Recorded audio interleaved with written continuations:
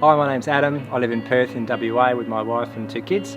Started looking at solar systems in about 2011, and we had a friend who'd installed a system who'd used infinite energy and recommended them. So we gave them a call, they came out and we went through some options.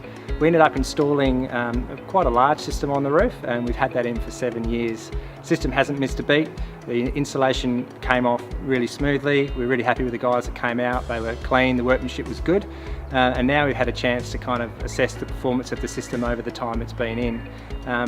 The main thing, and I guess the biggest thing we've noticed having a solar energy system on the roof has been around budget time. Power bills at the moment are really expensive, and they've made a massive difference in terms of our cash flow month to month. So I'd really recommend Infinite Energy. The quality of the system and of the service has been really good. The system, as I say, hasn't missed a beat. I'd recommend them to my family and friends and to anyone watching.